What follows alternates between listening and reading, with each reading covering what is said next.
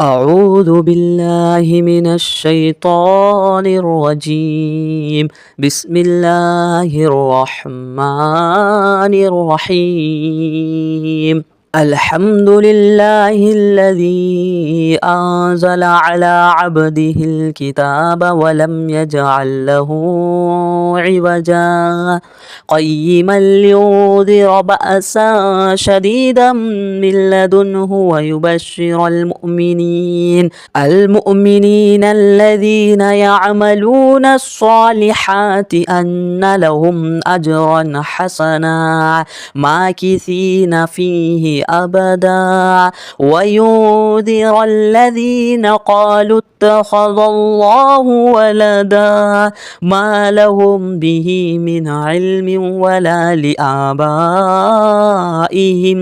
كبرت كلمة تخرج من أفواههم إن يقولون إلا كذبا فلعلك باقع نفسك على آثارهم إن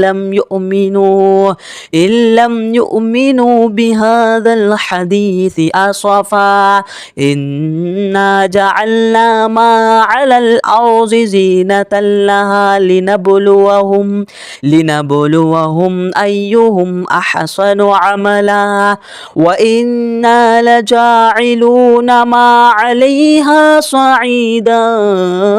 جرزا أم حسبت أن أصحاب الكهف والرقيم كانوا من آياتنا عجبا إذ أوى الفتية إلى الكهف فقالوا ربنا آتنا من لدنك رحمة وهيئ لنا من أمرنا رشدا فضربنا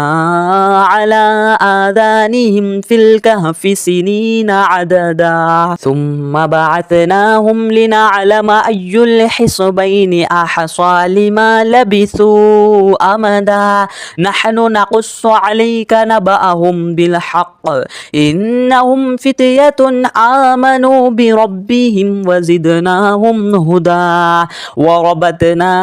على قلوبهم إذ قاموا فقالوا ربنا رب السماوات والأرض لن ندعو من دونه إلها لقد قلنا إذا شططا هؤلاء قوم اتخذوا من دونه آلهة لولا يأتون عليهم بسلطان بين فمن أظلم ممن افترى على الله كذبا وإذ اعتزلتموهم وما يعبدون إلا الله فأووا إلى الكهف ينشر لكم ربكم من رحمته ويهيئ لكم من أمركم مرفقا وترى الشمس إذا طلعت تزاور عن كهفهم ذات اليمين وإذا غربت تقرضهم ذات الشمال وهم في فجوة منه ذلك من آيات الله من يهد الله فهو المهتد ومن يضلل فلن تجد له وليا مرشدا وتحسبهم أيقاظا وهم رقود ونقلبهم ذات اليمين وذات الشمال وكلبهم باسط ذراعيه بالوصيد لو اطلعت عليهم لوليت منهم فرارا ولملئت منهم رعبا وكذلك بعثناهم ليتساءلوا بينهم قال قائل منهم كم لبثتم قالوا لبثنا يوما أو بعض يوم قالوا ربكم أعلم بما لبثتم فبعثوا أحدكم بورقكم هذه إلى المدينة فلينظر أيها أزكى طعاما طعاما فليأتكم برزق منه وليتلطف ولا يشعرن بكم أحدا إنهم إن يظهروا عليكم يرجموكم أو يعيدكم في ملتهم ولا تفلحوا إذا أبدا وكذلك أعثرنا عليهم ليعلموا أن وعد الله حق وأن الساعة لا ريب فيها إذ يتنازعون بينهم أمرهم فقالوا بنوا عليهم بنيانا ربهم أعلم بهم قال الذين غلبوا على أمرهم لنتخذن عليهم مسجدا سيقولون ثلاثة رابعهم كلبهم ويقولون خمسة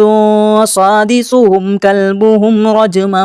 بالغيب ويقولون سبعة وثامنهم كلبهم قل رب أعلم بعدتهم ما يعلمهم إلا قليل فلا تمار فيهم إلا مراء ظاهرا ولا تستفت فيهم منهم أحدا ولا تقولن لشيء إني فاعل ذلك غدا إلا أن يشاء الله واذكر ربك إذا نسيت وقل عسى أن يهديني ربي لأقرب من هذا رشدا ولبثوا في كهفهم 300 سنين وازدادوا 9 قل الله أعلم بما لبثوا له غيب السماوات والأرض أبصر به وأسمع ما لهم من دونه من ولي ولا يشرك في حكمه أحدا واتل ما أوحي إليك من كتاب ربك لا مبدل لكلماته ولا تجد من دونه ملتحدا واصبر نفسك مع الذين يدعون ربهم بالغداة والعشي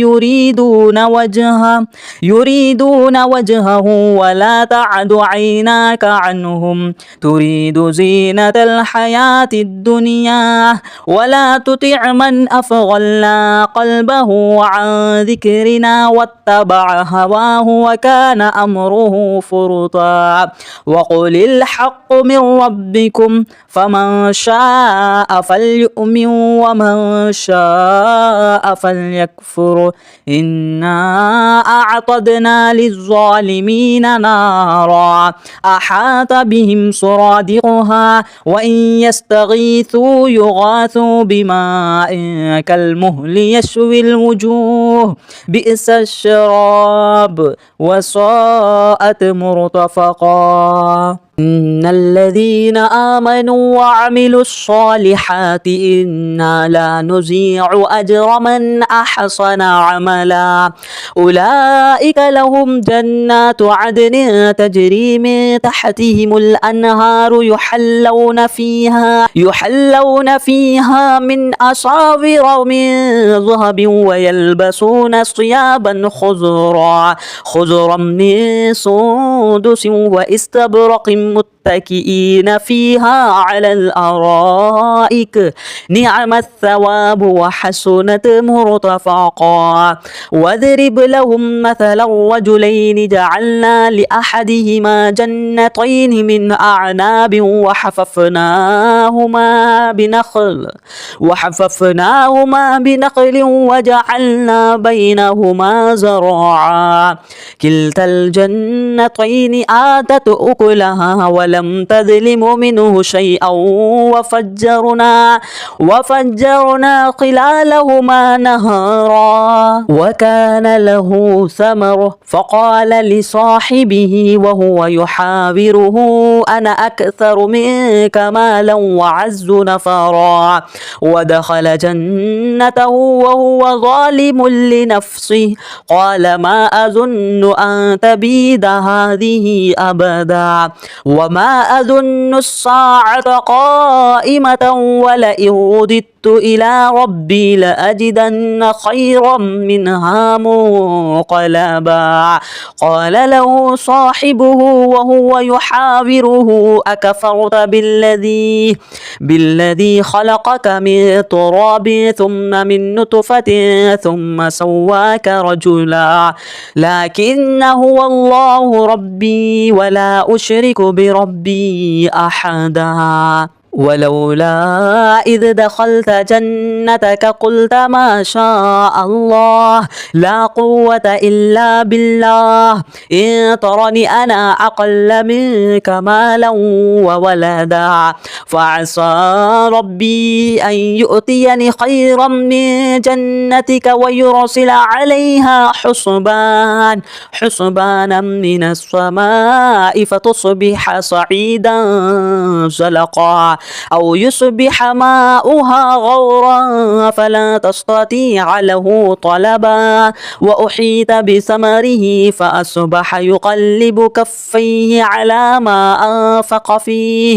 أنفق فيها وهي خاوية على عروشها ويقول يا ليتني لم أشرك بربي أحدا. ولم تكن له فئة ينصرونه من دون الله وما كان منتصرا. هنالك الولاية لله الحق هو خير ثوابا وخير عقبا. واضرب لهم مثل الحياة الدنيا كماء إن أنزلناه من السماء فاختلط به نبات الأرض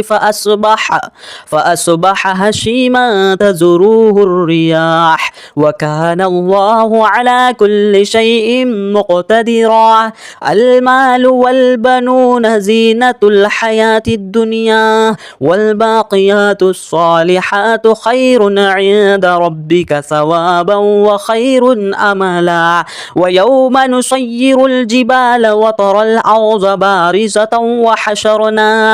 وحشرناهم فلم نغادر منهم أحدا وعرضوا على ربك صفا لقد جئتمونا كما خلقناكم أول مرة بل زعمتم أن لن نجعل لكم موعدا. وإذ قلنا للملائكة اسجدوا لآدم فسجدوا إلا إبليس كان من الجن ففسق عن أمر ربه أفتتخذونه وذريته أولياء من دوني وهم لكم عدو بئس للظالمين بدلا. ما أشهدتهم خلق السماوات والأرض ولا خلق أنفسهم وما كنت متخذ المضلين عضدا. ويوم يقول نادوا شركائي الذين زعمتم فادعوهم فلم يستجيبوا لهم وجعلنا بينهم موبقا. ورأى المجرمون الناس فظنوا أنهم مواقعها ولم يجدوا عنها مصرفا. ولقد صرفنا في هذا القرآن للناس من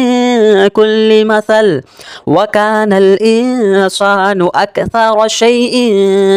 جدلا. وما منع الناس أن يؤمنوا إذ جاءهم الهدى ويستغفروا ربهم إلا أن تأتيهم سنة الأولين أو يأتيهم العذاب قبلا. وما نرسل المرسلين إلا مبشرين ومنذرين ويجادل الذين كفروا بالباطل ليدحضوا به الحق واتخذوا آياتي وما أنذروا هزوا. ومن أظلم ممن ذكر بآيات ربه فأعرض عنها ونسي ما قدمت يداه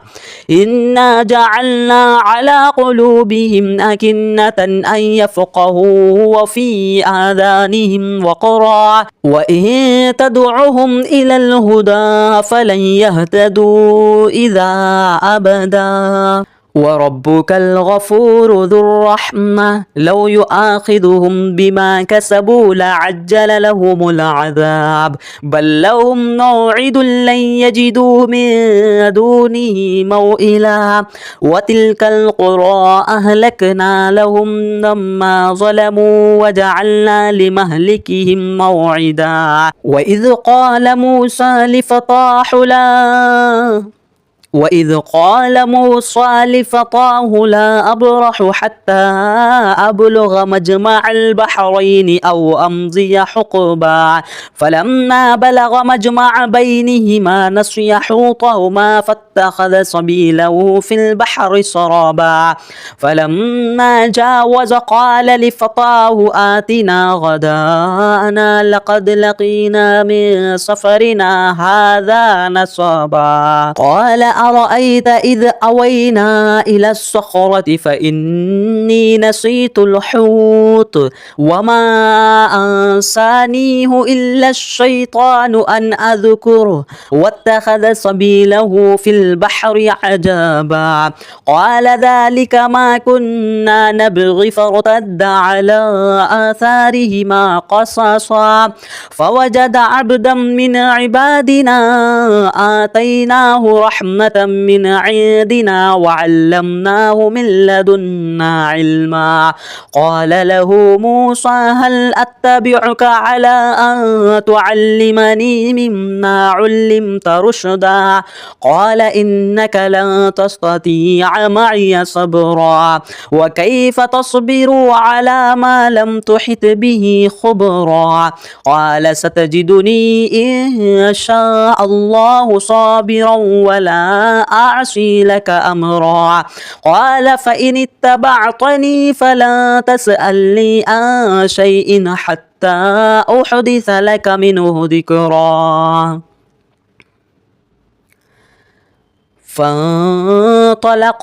حتى إذا ركب في السفينة خرقها قال أخرقتها لتغرق أهلها لقد جئت شيئا إمرا قال ألم أقل إنك لن تستطيع معي صبرا قال لا تؤاخذني بما نسيت ولا ترهقني من أمري عسرا فانطلقا حتى إذا لقي غلاما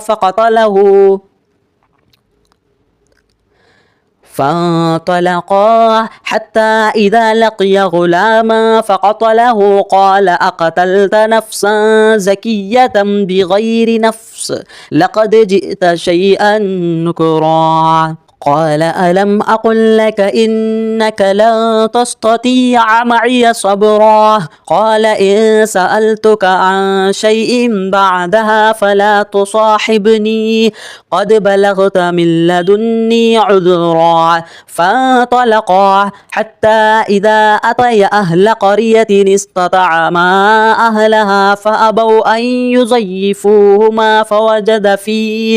فوجد فيها جدارا يريد أن ينقض فأقامه قال لو شئت لاتخذت عليه أجرا قال هذا فراق بيني وبينك سأنبئك بتأويل ما لم تستطع عليه صبرا أما السفينة فكانت لمساكين يعملون في البحر فأرتدوا أن أعيبها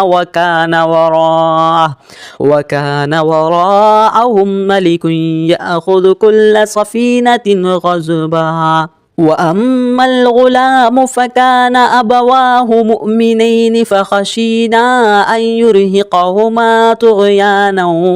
وكفرا فأردنا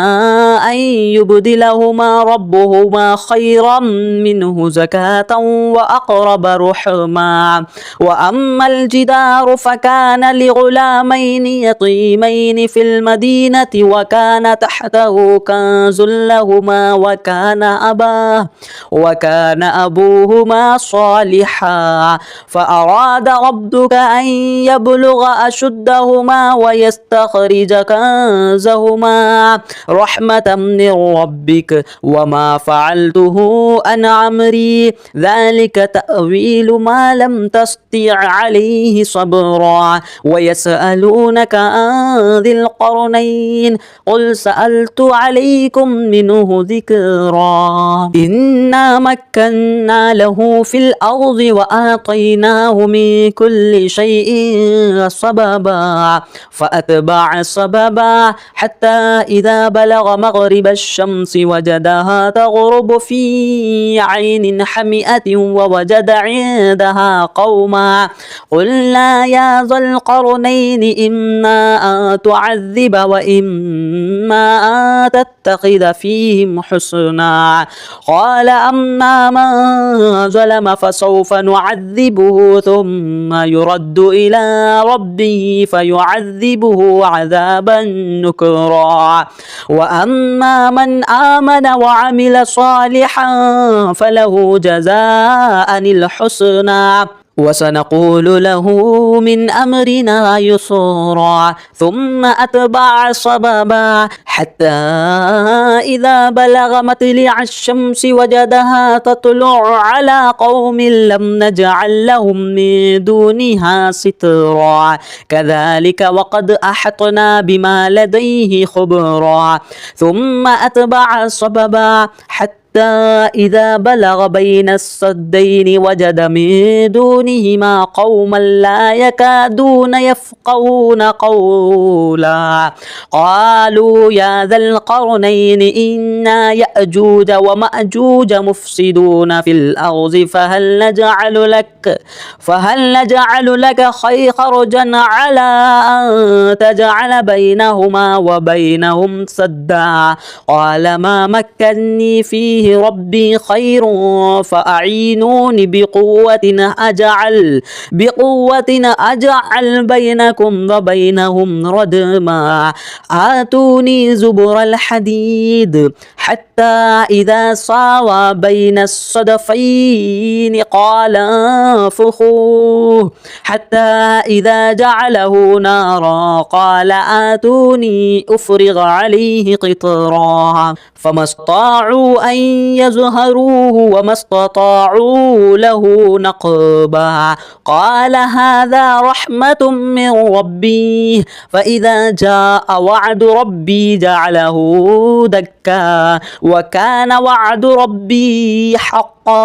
وتركنا بعضهم يومئذ يموج في بعض ونفخ في السور فجعلناهم جماعا وأعرضنا جهنم يومئذ للكافرين عرضا الذين كانت أعينهم في غطاء عن ذكري وكانوا لا يستطيعون سمعا أفحسب الذين كفروا أن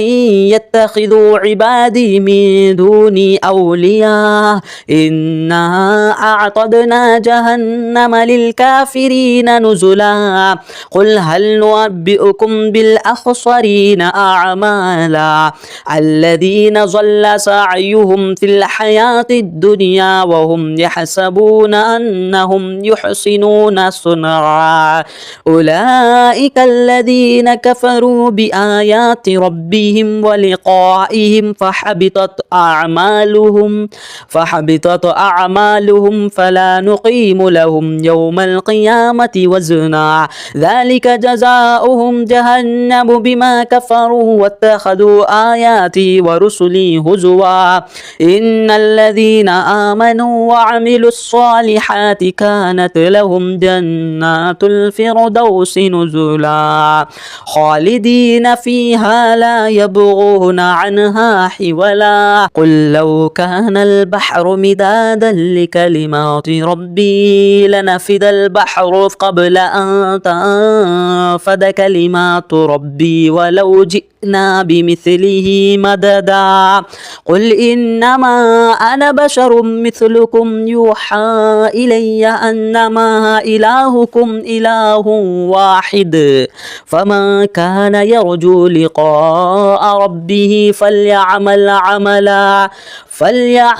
عملا صالحا ولا يشرك بعبادة ربه أحدا.